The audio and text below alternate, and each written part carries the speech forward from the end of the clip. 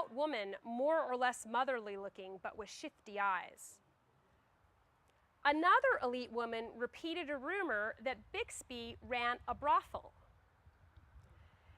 After scrutinizing the widow carefully, elite women of Boston's Soldiers' Aid Societies judged her unworthy and expressed disbelief that the War Department allowed Lincoln's, quote, precious words to be sent to this worthless woman. In a memoir written after Lincoln's death, Sarah Wheelwright remembered that she and her peers had concluded that Bixby concocted what they thought was a convenient story. Bixby's wealthy contemporaries found the widow's respectability lacking and questioned the magnanimity of the state in responding to a woman's very public display of grief. Having decided that Lydia Bixby was a fake, her neighbors worked to sabotage her public image and shape the way that we have remembered her since. Lydia's dubious contemporaries were followed by scholars who have passionately defended the authenticity of Lincoln's sentiments, even as they subject Lydia Bixby to dispassionate inspection. Several generations of Lincoln scholars have counted and recounted Bixby's sons to confirm how many of them actually died versus those who may have deserted or were discharged, often repeating disparaging rumors that circulated about Bixby's reputation in the process. In 1926, William Barton generously concluded that Bixby, quote, may have found it to her advantage not to relate too small a story when soliciting aid from the churches and Christian women of Boston. Widows were common, Barton concluded, and women who had lost one son or two sons were not infrequent. In his 1946 book, Abraham Lincoln and the Widow Bixby, F. Lauriston Bullard was much less generous, recounting contemporary rumors about Bixby as a drunk and a liar, and altogether unworthy of Lincoln's attention. Of course, such negative attention from Bixby's contemporaries most certainly reflects class bias. Nevertheless, Bullard took their testaments at face value, even as he subjected Bixby's claims to more careful scrutiny. Indeed, Bullard confirmed that at least 2 and quite possibly 3 of Lydia Bixby's sons did indeed die on Civil War battlefields. But even so, he concluded that Bixby was simply a fraud. More recently, in that American Heritage article entitled As Bad as She Could Be, Lincoln scholar Harold Holzer repeated many of the rumors that Bixby's contemporaries told about the widow's reputation. But to Holzer, Bixby's greatest offense was not that she had exaggerated her loss, misrepresented herself, or even that she may have been a Confederate sympathizer, which many people have also claimed about Bixby. It was, quote, that she failed to preserve and profit from the one item that would have brought her fame and fortune, the priceless original copy in Lincoln's hand of the most famous condolence letter of the 19th century. According to her granddaughter's recollection, Lydia Bixby destroyed the letter soon after Schuyler delivered it. Now, forgetting for a moment that in 1864, Lydia Bixby could not have known what the outcome of the war would be. In fact, nobody knew what the outcome of the war would be in 1864. Nor could she have predicted Lincoln's death and his subsequent martyrdom.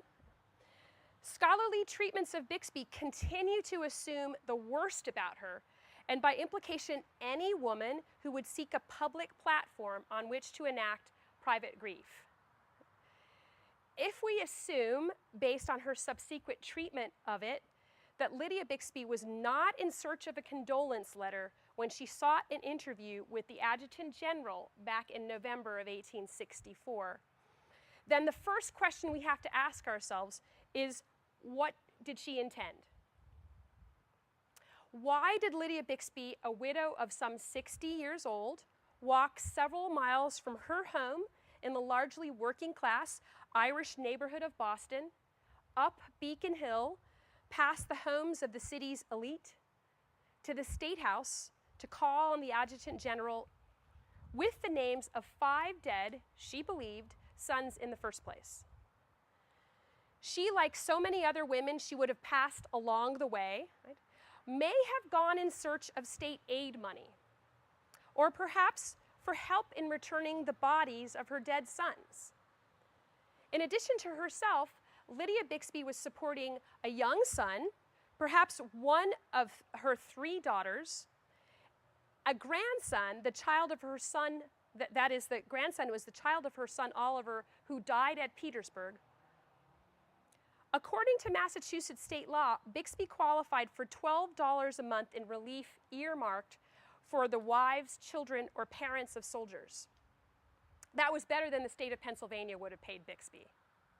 Although inadequate to support herself and 1 or 2 of her dependents, state relief money helped fill the void left by absentee mail wage earners, supplemented the money that women like Bixby might have earned working as domestic servants or sewing army uniforms, perhaps, and helped women like Bixby pay for food, fuel, and rent. Before the war, her sons worked as shoemakers and helped their mother support their younger siblings. When the war began, Lydia Bixby's sons, Charles, Henry, Edward, Oliver, and George, enlisted and re-enlisted, and perhaps sent some of their pay back to her. But when they died or deserted, that money stopped arriving. There are still many things we don't know about how working class women like Lydia Bixby and poor women experienced the Civil War. Their support for the war, I am convinced, was really essential.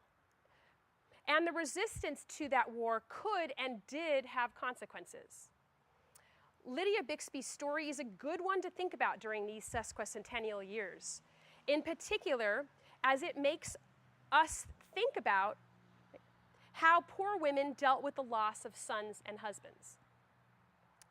Northern newspapers during the war portrayed the experience of loss privately in units of 1. Images of women sitting alone in their homes receiving condolence letters is the way newspapers portrayed loss. But as yet, we really know little about how that process really did occur, and we don't know much about how women dealt with those losses, particularly when the loss had tragic economic consequences, like it would have for Bixby. Here, a Pennsylvania example is in order, an example of a woman dealing with her own loss. Perhaps Philadelphian Jane Deans received word of her husband Mark's death through a letter, right? Maybe. More likely through word of mouth. Likely she had suspected that he had been dead for some time. For when she wrote the governor of Pennsylvania, Andrew Curtin, in 1865, she explained that she had not received any money from Mark for some time. With no money and 5 young children at home to care for, Jane Dean's situation was desperate. She might have written the governor for help paying for rent, right, or for caring for her children, as women often did. But instead, she wrote to Governor Curtin for help bringing her husband's body home. Armed with a travel pass issued by the governor, Deans left Philadelphia to find Mark's body, lying in a grave at a Union hospital outside of City Point, Virginia. Leaving 4 children behind, Deans and her infant set out on a journey that took several weeks to complete and that would require travel by train, steamer, and carriage. By today's roads, by the way, if you're computing it in your head, this trip would have been something like 600 miles round trip. It would have been much more then. On the return trip, Deans, now traveling with an infant, her dead husband, and the headboard that she found on his Virginia battlefield grave, made a mistake that any parent of a small child can absolutely understand.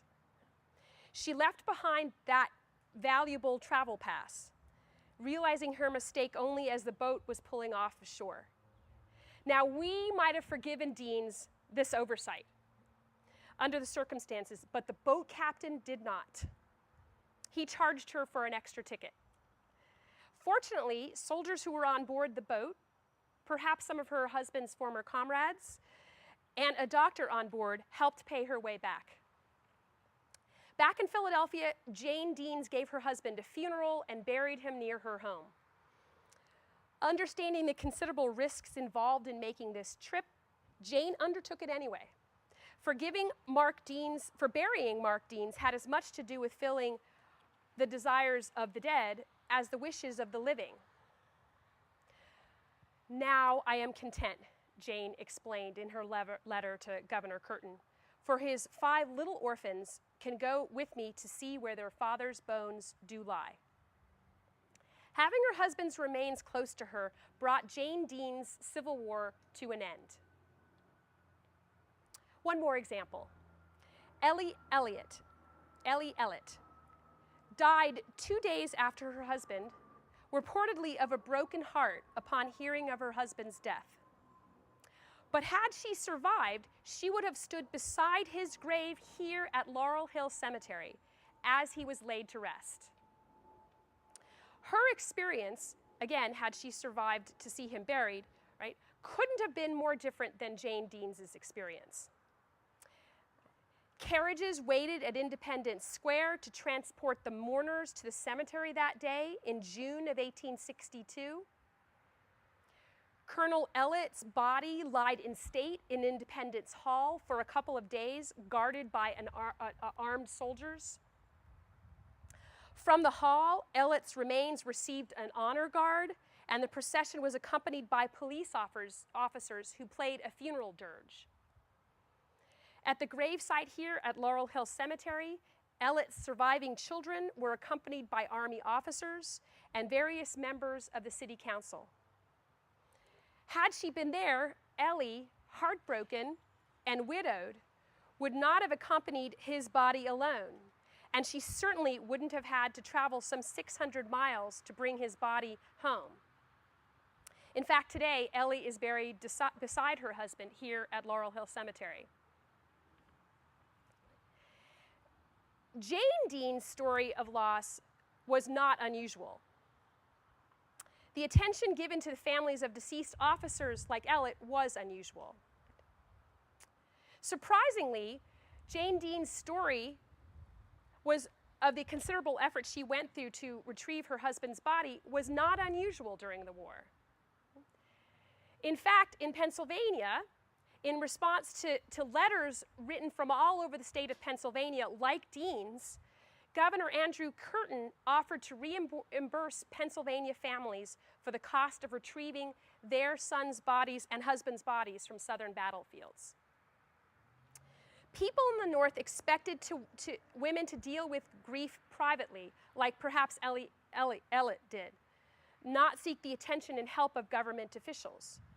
Yet that was only possible when they had the means to support themselves and when they could be assured that their husband's or son's body would be buried close to home.